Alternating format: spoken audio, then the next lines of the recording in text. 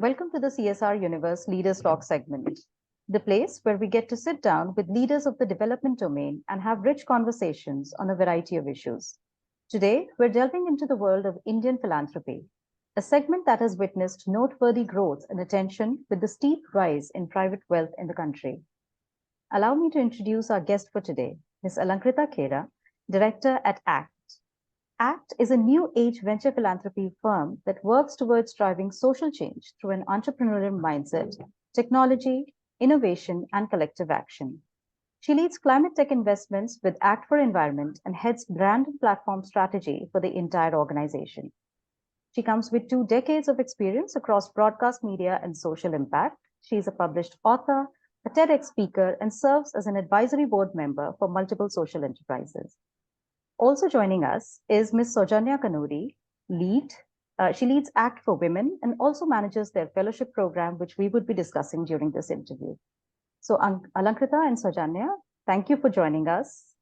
And we look forward to a fruitful discussion with you today. Likewise, thank you for having us. Sure. I'll be asking the questions, and any of you who wish to take the lead in the answers, please go ahead. Sure. So first of all, we'd like to talk about ACT. So it's a fairly new firm. So we'd like to know, how did it start? What does it do? And where does it stand today? Yeah, I think you're right, we're fairly new. We're the new kid on the philanthropy block. So the story really starts in 2020, Shweta, when COVID had hit. And at that point of time, a group of very well-intentioned people, very senior people from the VC ecosystems, from the startup ecosystems, and from the social impact ecosystems, they came together. And I think the question that they were asking themselves was, we've got our day jobs and all of that is fine, but the country is under crisis. And what can we do as a group of people who are really sort of feeling very deeply about this? What can we do to come together and try and make a difference in whatever way possible? So it really started from there. And because it was the kind of people that we were talking about, these are senior VCs, senior startup founders, they immediately started thinking about, given the public health crisis, what can we do differently that's not already being done? How can we really address this crisis at scale? I think those were the 2 big questions we were really asking ourselves at that point. And we were not an organization at that point, right? We were just a group of, like I said, really well-intentioned volunteers. But we said, hey, we know how to raise money because we're VCs. We know how to spot really good companies. We know how to find the right kind of technology or the right kind of innovation to really, address a problem at scale. So let's try and experiment. Let's do that. And at that point, we took and relied fairly heavily on the expertise of certain social impact leaders, also consulting firms in the space.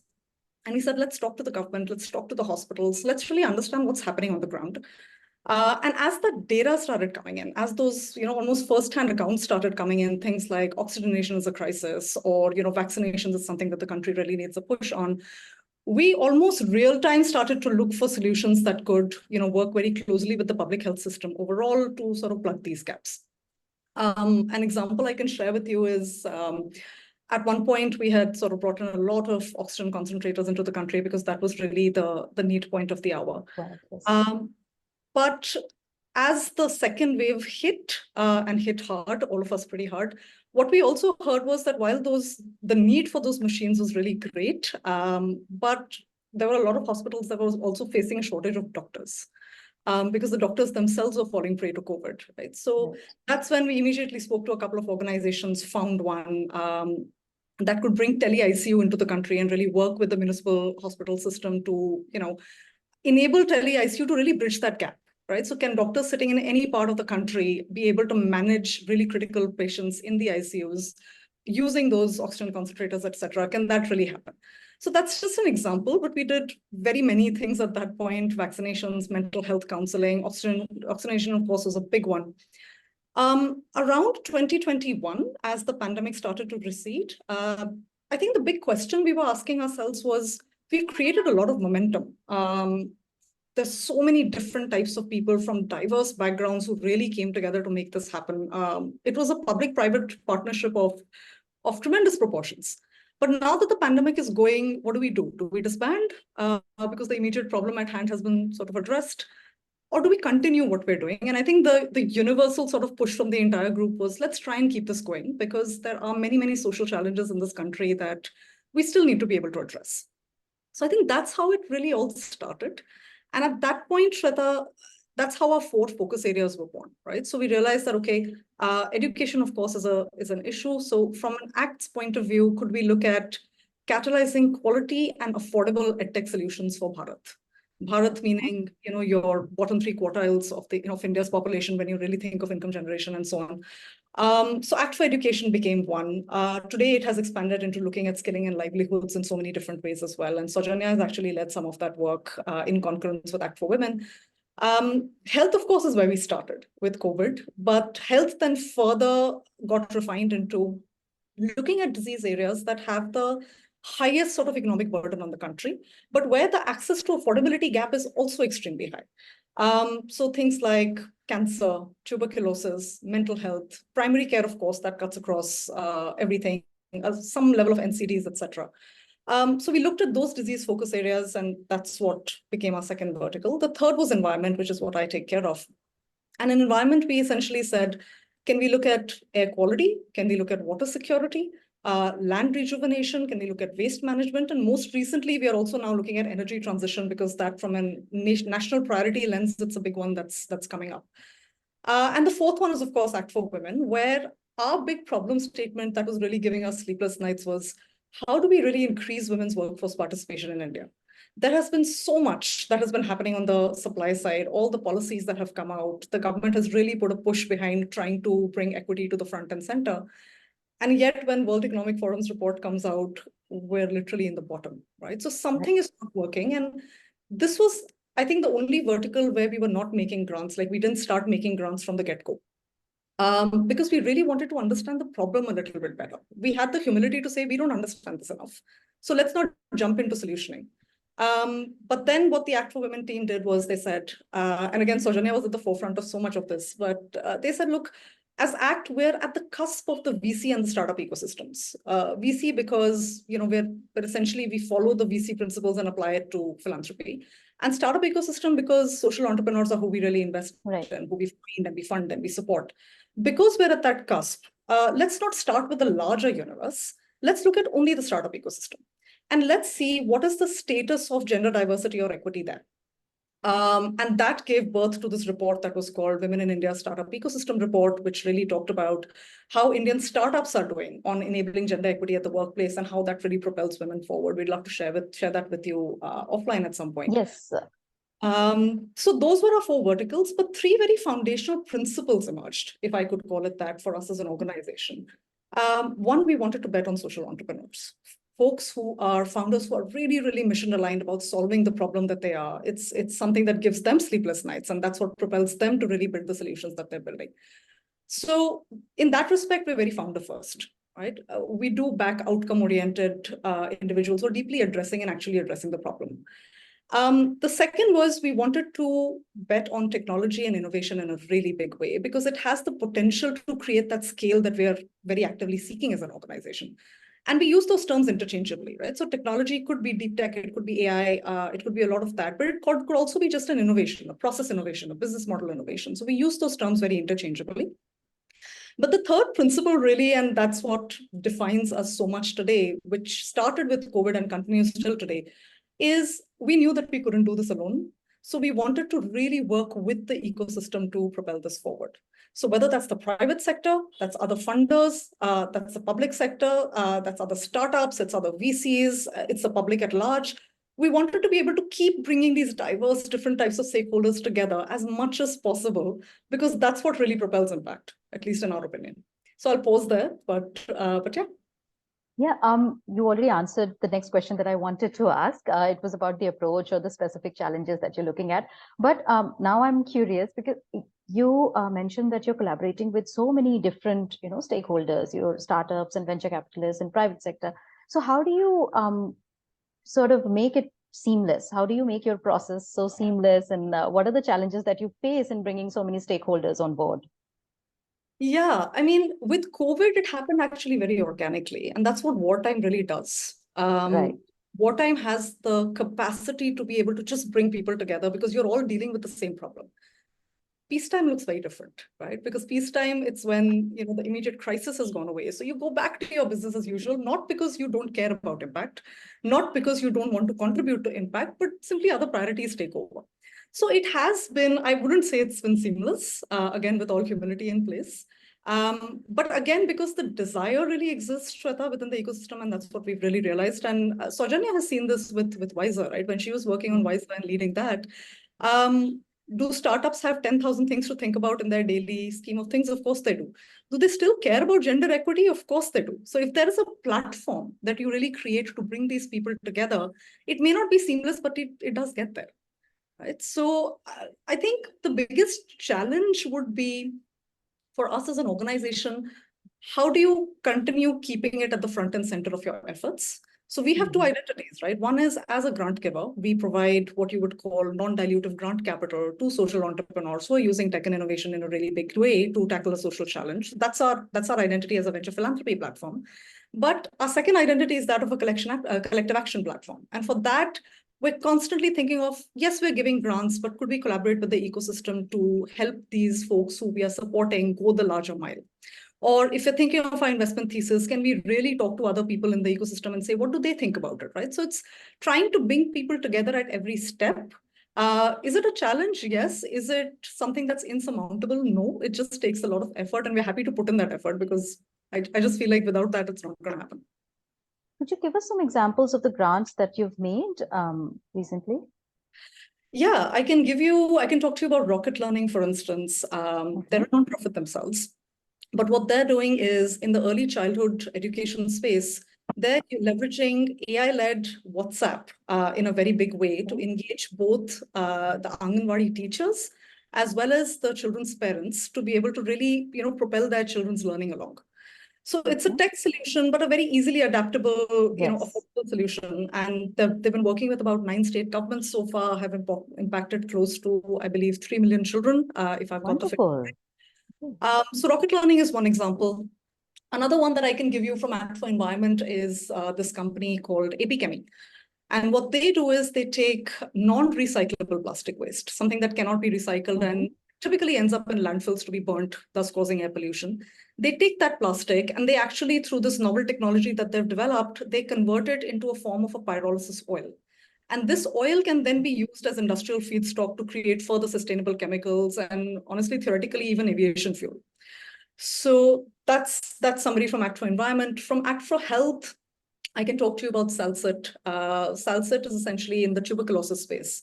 And what they've developed is this app. And again, it's an AI-powered app, which if there's a patient with suspected pulmonary tuberculosis, if they cough into the microphone of the phone, which has the app enabled, the app is actually going to map that sound to a huge repository of cough sounds that already exists. And be able to diagnose under a couple of seconds that, yes, there's a high likelihood that you have tuberculosis and you need to go in for immediate intervention, or no, you're not and you're okay. So imagine the kind of turnaround that this has, right? In a public health system where, from an accessibility point of view, it's just game-changing. So just a few examples, but I think overall we've got about 45 companies that we've supported so far over the last couple of years, and we hope to be able to grow this community to a much bigger. That's amazing. I mean, in a short duration of time, I think that's amazing. There was one more thing. You mentioned the report that you came out on women's participation. I wasn't aware of that. So could you just give me the, sort of encapsulated findings, or what was the main finding that came out? Yeah, I mean, I'd love to tag Soujanya for this because she took the lead on it entirely. Yes, please, Soujanya, please tell us. Yeah, thanks, Shweta. And so for us, Wiser, which is the Women in India Startup Ecosystem Report, it was occupying a unique space because we've realized that while there's a lot of research that's been done on women in the workforce, A, nobody's really looked at it from a startup context. And B, even within the startup ecosystem, the entire discourse was around women as founders and how we need more women entrepreneurs, which I think is definitely needed. But also there's a huge opportunity for women to be employed in the startup ecosystem themselves, and nobody was talking about that. So when we ran some of this research and we looked at some of the numbers, I think the biggest finding for us was just the huge potential that the startup ecosystem has to be an employer, right? And the data that we saw was that it is the fastest growing employment ecosystem in the country. If you look at the traditional IT workforce, which is all your behemoths like Infosys, Accenture, etc., while obviously numbers are huge, the rate of growth of jobs there is lower single digits, right? Like it's 3 to 4%.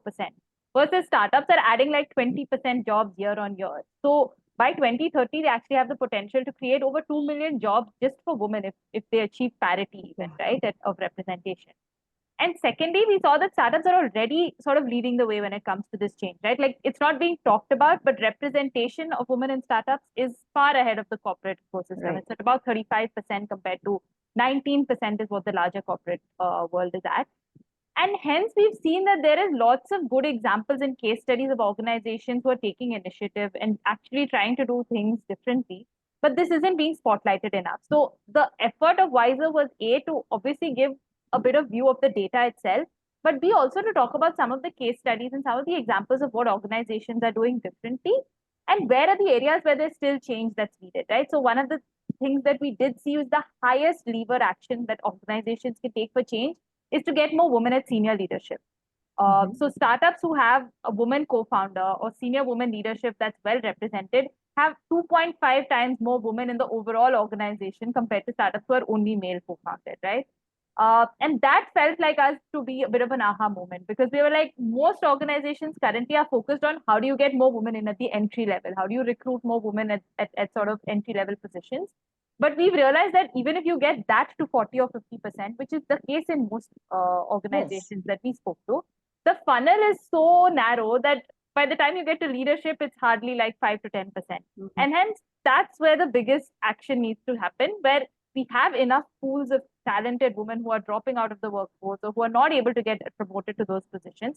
So in case, instead of sort of adding thousands or millions of women at entry level, if you focus on even a few hundred women at senior positions, you can see that change really trickle down to the organization, right? So that was sort of the one biggest thing that led us to say that, okay, our focus as Act for Women in this space is going to be on how do you get more women into senior leadership and how do you really ensure that organizations are creating enabling environments for getting more women in leadership, right? Because at the end of the day, it's not the women who just have to do the work. It's also the organizations who have to create that space for them.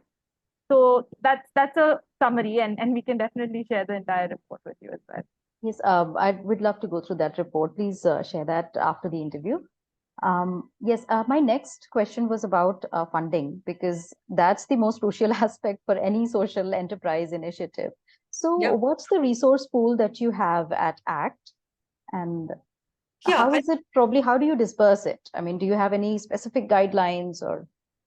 So I'll answer the second part of your question first, Shweta. So as an organization, what we're doing is applying VC principles to philanthropy, which means in an operational sense, when we look at some of these startups, these very, very early stage startups, or some of their founders, etc., we go through the same process, right? So we go through first trying to figure out, is there a fit between what they're doing and what our investment thesis is really guiding us to do? So that's stage number one. Then you start to get into the evaluation and due diligence phase, where you're going deep into what are they doing at the moment? What have they done before that? What is the impact that they've been able to create before we even came into the picture? What is the potential of their solution really being able to create impact at scale?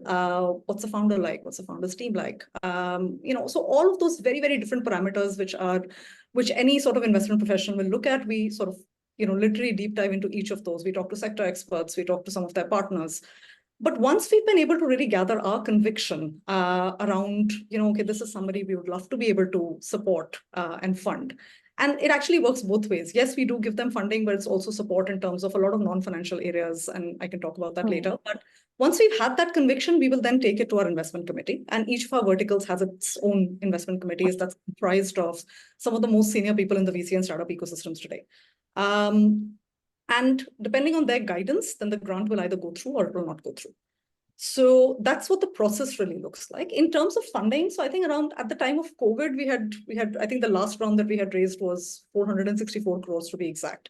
But today, if you were to ask me as of 31st March, which is the end of last financial year, I believe we are somewhere around 250 crores after all the deployments that we've done. So that's what the funding size really looks like. And that's sort of distributed between all the verticals, depending on what the need really is. All right. Now coming to the fellowship program, you just recently announced the third cohort.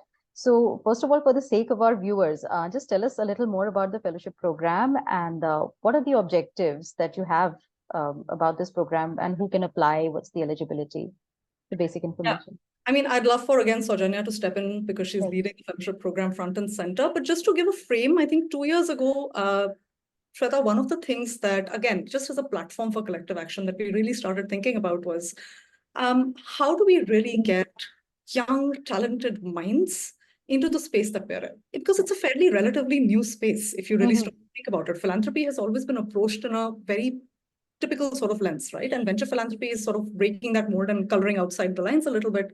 So we wanted to bring in that talent and really sort of give them the platform to immerse themselves into what venture philanthropy really is. And not immerse it in a theoretical fashion, but doing it as an apprenticeship style program where you are learning on the job, day on day, from some of the most leading investors in the country, other people in the ACT team and in the ACT larger network. How can we create that space? So I think that's where our minds were at when we started thinking of the fellowship program. But today, I think in a nutshell, what we're essentially trying to do is also at a much larger level of resonance, right? Bring more people into impact, right? Venture philanthropy is one way of doing it. There are so many other ways, but there are so many people out there. And we've seen examples of this through some of the fellows that have been a part of our previous cohorts who want to be in the impact space, but maybe don't know, what's the right place for me to be? What is it that I really want to do? Is it this area or that area? I know I went through this. When I transitioned into social impact, and I mean, I had spent almost more than a decade in broadcast media when I decided to make the plunge, I had, I was sort of asking myself all of these questions and there was nobody to answer it for me.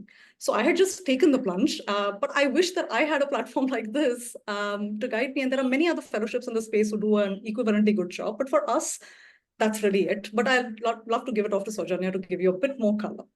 Yes. Yeah, thanks, Alankrita. I think that's sort of the context in which we went into the fellowship, right? And for us, it's really about how do you introduce, and the fellowship is meant for early to mid-career professionals, and how do you introduce them to the world of venture philanthropy? And I think from our own personal experience and from the people we're just talking to, we see that, like Alankrita said, there's so much more appetite to think about impact amongst young folks these days, right? Like either from a career perspective or just their own personal lens, like everyone's trying to think a little bit more impactfully in the way they're approaching their lives, their work, etc. So for us, the ACT Fellowship Program is really a way for them to get an idea of what the venture philanthropy world looks like, but also to give a perspective into the broader world of social impact, right? So it's meant for folks who, either been working in the social impact space in either more traditional CSR type of roles or on-ground nonprofits or other foundations, etc. Or it's meant for folks who want to completely pivot their careers, who, like both Alankrita and myself, honestly, who worked in the commercial for-profit sector and are looking to pivot into a social impact space, for them to really get a bird's eye view of the entire ecosystem, right? And I think that's sort of the unique role that the ACT Fellowship also plays, because we work with stakeholders across so many different ecosystems, the social impact space for sure, but also the VC space, the startup ecosystem, the government space, etc. And I think hence for candidates and applicants who really want to understand what does the entire social impact landscape look like in different sectors, the fellowship is a great introduction to that. So it is a 9-month full-time position. And like Alankrita said, it's an apprenticeship model. So fellows will be tagged to one of the 4 verticals in which we operate, and they'll pretty much operate as members of the team, right? So they'll be doing everything that a team member does, right? From leading some of these grant-making processes. And we've had fellows in both the cohorts who sort of, and almost every fellow, in fact, has gone through the entire process of identifying a startup or a social enterprise, doing the due diligence, making a pitch to the investment committee, and really landing that grant. So fellows do that entire process as well. They've also run some of the collaborative efforts that we have as a platform, right? So actually bringing stakeholders throughout the ecosystem together, initiating some of these conversations, in fact, and running these initiatives end to end. That's also something fellows do. So while obviously the scope of the work might look slightly different at a fellow and a team member level, like fellows have pretty much contributed to our overall work in every way possible. So that's sort of the overall idea of the fellowship. And like Alankrita said, the objective is really to get candidates from diverse backgrounds. And if you see some of our previous fellows, we've had an architect, we've had a researcher, we've had a strategy consultant, we've had a social impact consultant, we've had a political strategist. So people from literally every single walk of life, for them to be able to think about impact in a slightly different way from what they would have even had traditionally in their mind, right? So I think it's for us an idea to bring them into the world of impact, to understand that impact doesn't have to happen in a certain way, which we maybe thought about traditionally. And that there's also new and innovative and tech-led models for impact that exist that they can also be thinking about when they think about their careers going forward. That's really what the fellowship has been about for us. Wonderful. Sounds good. What's the last date for applications? 13th August. 13th August. Okay, so But there's the time. but the applications are rolling. So we're literally conducting interviews, and we've already sort of shortlisted our first batch of candidates that we do want to think about taking forward. So we do encourage applicants to apply as soon as possible, because if we do find our cohort before the date, we will close applications early as well. Okay, okay. Okay, we're at the time limit, but I'd still like to ask just the last couple of questions. My question to both of you, actually, whoever wants to take lead in this one, how do you see the space of philanthropy, shaping up in India? Because, like Alankrita said in the beginning, that it was seen through a very traditional, lens, but it's evolving definitely as the grants get bigger. So, what kind of changes do you see? What kind of opportunities and even challenges do you see in this space in India? Yeah, I can share a little bit from my observations and just my insights. I feel like all the evolution that's happened is almost continuous evolution, even if it's not very evidently apparent at any given point of time. And it's like so on almost two ends. One is the approach towards philanthropy, I feel like, is evolving. So 10, 15, 20 years ago, when one thought of doing philanthropy or doing, something for social good, as we used to call it back in the day, it was about either supporting an NGO that does really good work, which I think continues to happen today. And that's great because they also do great work at depth. Or it was about looking at your immediate sort of circle of influence, right? So folks who you're working with, so somebody who's working in your house, or, so more local philanthropy, if you would call it. And again, that still carries on till today. What has happened now, I think, in the last couple of years is that people are now, that of course continues to stay constant. And I think that's not really going to change, and thank God for that. But I think people are now also starting to see what are some other ways of doing philanthropy. So for instance, I don't think 20 years ago, 10 years ago, anybody was ever thinking of social entrepreneurs as a really strong concept. Did they exist at that time? Of course they did. But was that looked at as a very focal point of philanthropy? No. Today, that's changed. Today, people not only are founders wanting to build social enterprises, which is a change in itself, but folks who want to sort of either start their philanthropic journey or nuance their philanthropic journey, they're looking very closely at what these folks are building as well. Whether they're for-profit or non-profit, it actually doesn't matter. So the evolution has been on both those fronts, Shweta, right? One, more people coming forward to say, I want to build something in this space and I want to do something in this space. And, that's my legacy for my life. And those are all the founders that you see, not just the ones that ACT supports, but I mean, the larger ecosystem. India is supposed to be the world's third largest startup ecosystem today.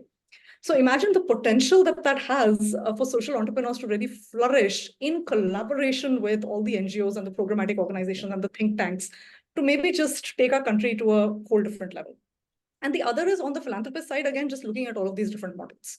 The other thing that I'm seeing is the need for collaboration is a lot more actionable now.